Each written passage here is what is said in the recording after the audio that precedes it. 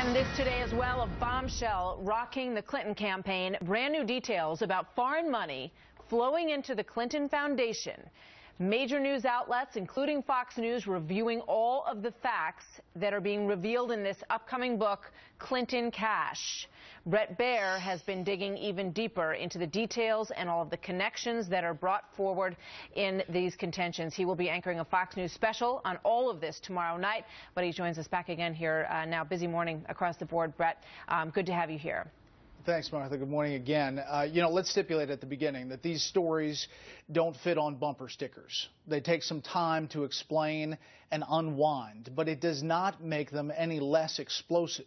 The bottom line here is it comes down to tens of millions of dollars donated to the Clinton Foundation and millions of dollars in speaking fees to former President Bill Clinton from foreign governments and businesses that had business or policy issues that would somehow end up in front of Secretary of State Clinton.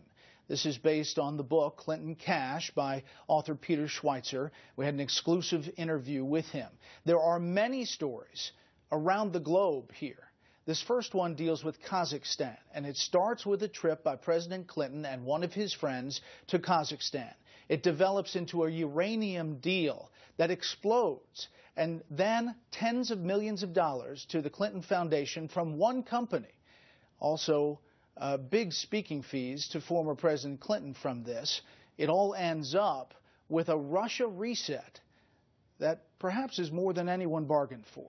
Consider the stunning case of Kazakhstan and how American uranium ended up in the hands of the Russians. On September 6, 2005, Bill Clinton shows up in Kazakhstan, where Frank Giustra, a Canadian investor, has been trying to get control to buy a couple of uranium mines. And he became really partners in a way with Bill Clinton, working on philanthropic activities. I came to him with an idea about creating an initiative to alleviate poverty. Furthermore, Frank Giustra has been involved in helping to facilitate speaking engagements for the Clintons. Frank Giustra and Bill Clinton were whisked to the presidential palace of President Nazarbayev in Kazakhstan. And it's a fascinating story because everybody walked away from the table that night with something. The story caught the attention of Pulitzer Prize-winning New York Times reporter Joe Becker. What President Nazarbayev got was this huge propaganda coup. Bill Clinton basically endorsed the progress that Kazakhstan had made in terms of their own democracy, which was sort of interesting given that President Nazarbayev was elected with 90+% of the vote in an election that was widely criticized as being rigged. Bill Clinton has a public press conference with President Nazarbayev where he praises his rule and praises his human rights record. But the bottom line is, after they leave, a couple of days later, Frank Giustra gets his uranium concessions, which end up being enormously lucrative to him and to a small group of Canadian mining investors. His company was like a bit player, and really had gone from a worthless shell company overnight, got this huge uranium mining deal. And then soon after that, Bill Clinton got a huge donation, $31 million from Frank Giustra to his charitable foundation, followed by a pledge to donate $100 million more. Our calls to the Kazakhstan embassy were never returned.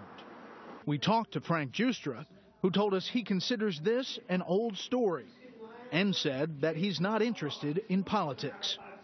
Meanwhile, his defenders insist that no undue influence was exerted in Kazakhstan because the deal did not require the Kazakh government's approval. The problem is there are corporate records that indicate very, very clearly that the Kazakh government did have to sign off and approve. And in fact, that's what we're looking at here. That's exactly. This is what we're looking at here, which is the amended Memorandum of Understanding that's dated September 15th, 2005, between the Ministry of Energy of the Republic of Kazakhstan and Kazatomprom, which is the atomic agency in Kazakh government. So there's no way that they can argue the Kazakh government was not a party to these negotiations. They were signatories to this agreement. And there's a postscript to the Kazakhstan tale. Kazakh officials wanted to take an equity stake in Westinghouse, which is a U.S. company that works in the civilian nuclear field. When you have a sensitive industry like Westinghouse is involved in the nuclear industry, that requires review by the U.S. government. So the potential investors came to America to see the man who could make things happen. Frank Giustra arranged for Kazatomprom officials to go to Bill Clinton's house in Chappaqua. When I first contacted both the Clinton Foundation, Mr. Clinton's spokesman, and Mr. Giustra, they denied any such meeting ever took place. And then when we told them, well, we'd already talked to the head of Kazatomprom, who not only told us all about the meeting, but actually has a picture of him and Bill at the home in Chappaqua, you know, and that he proudly displayed in the office wall, they then acknowledged that, yes, the meeting had taken place. So what happened to Giustra's company that benefited from that deal in Kazakhstan? After a merger, it became a uranium giant called Uranium One. And then the Russians bought it. Uranium One became very active in acquiring uranium assets actually in the United States itself. By 2008, 2009, they were a particularly attractive target for the Russian government. And the Russians acquired that target. They would acquire what would amount to 50% of projected uranium output by 2015. In other words, Russia now controls what was projected to be up to half of America's uranium.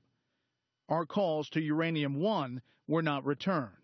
Now, does Secretary Clinton factor into this? For that deal to go through, it needs federal government approval, and one of those people that has to approve that deal is Secretary of State Hillary Clinton, who, as Senator Clinton, was vigorously opposed to these kind of buys from countries into U.S. property. That's a great point, Brett. You remember the Dubai Ports deal, for example, which he was opposed to. We believe that no foreign government should control our ports. In this particular case, we're talking about uranium. We're talking about things that relate to the nuclear industry. We're talking about the Russian government, which already provides equipment, material to Iran. That's correct. The problem is that Hillary Clinton's family foundation, the Clinton Foundation, was receiving tens of millions of dollars from shareholders in Uranium One who wanted the Russian government to acquire them because it would be a financial landfall. So what this amounts to in the end is a Russian company, essentially controlled by Vladimir Putin, will now be in charge of a substantial portion of American uranium. Russia sends uranium to its client state, Iran. So American uranium could well be sent to the very nation we're negotiating with to try to slow its ability to develop a nuclear weapon. Thus, we see how far-reaching the effect of the Clinton blur, as Schweitzer puts it, can be.